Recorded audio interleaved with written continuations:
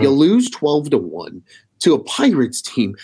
Like tonight, where were you for the O'Neal Cruz game? Like that's what tonight felt like. Like this, that kid's gonna be a stud too. Oh my God, him and Cabrian Hayes on the left side of the infield. Now you know what, Joey? I didn't even think about this until now because I was like, oh wow, the Pirates have guys coming up that are going to be good. Oh my God, that means they're going to be oddly competitive like they were in 2015.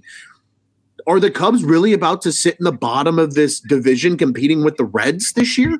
And when you sit here and think about that, that should embarrass the ownership. And again, I can't entirely blame it on the front office yet, but that should at least embarrass the ownership, at least in the sense of like, shit, we got to get this right. And if it means you have to open up the pocketbook, God for fucking bid, do it.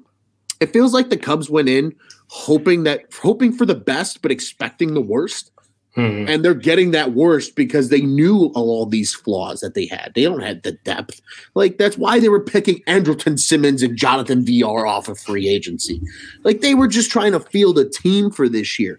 Which in hindsight looks ridiculous. Like, it's like, man, these two guys are just – I thought VR was a good pickup at the time. I really did, and I'll stand by that. I'll stand by that as well. I thought he was at least going to be serviceable, but I don't know what the fuck happened, but he has not been good. Been horrible in the field. He lost a step on the bases. He's been bad. He's been really bad. Yeah, it's not good. And like, but now you're starting to see a team like the Pirates who we used to give shit that they would just try to field a fucking baseball team every year. They're actually starting to develop some talent. That left side of the infield is going to be sick. When your fucking shortstop is laser beaming a ball at 96 miles per hour across the diamond. And he's 6'7". He's fucking huge. He's a tall shortstop in baseball. Stupid. but again, the Pirates are starting to have players that are making noise. And there's two ways to contemplate.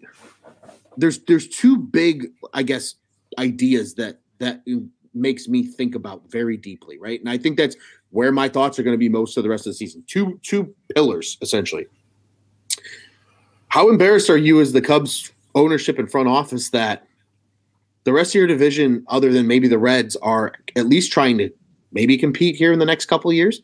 Like, are you going to be there with them? Really is the question, because based on what this team is this year. And then the other side is, like, do some of these guys that they need to come along, right? Because like the Pirates, like they got it right with Cruz and Hayes, or at least it looks like that right now. Are the Cubs going to get it right with Caleb Killian? And I'm not writing them off yet. Don't get me wrong. Please do not take my words out of context here for those that are listening. But that's the what if scenarios, right, that have to play out here. It's Caleb Killian. What if he doesn't work out? Brendan Davis is hurt. He's losing a year of development. So is Ed Howard. And those were two big guys that a lot of people penciled into this team in 2024 and beyond. You know, who is going to be the guys? Is it going to be Kevin Alcantara and James Triantos and, you know, some of these guys? They still got a little ways too. I mean, right. And PCA, like maybe they're the more surefire guys. Like they really need some of these, like, I don't want to call them bridge prospects, but the guys that are coming first, right? Like think of the Anthony Rizzos from the last regime.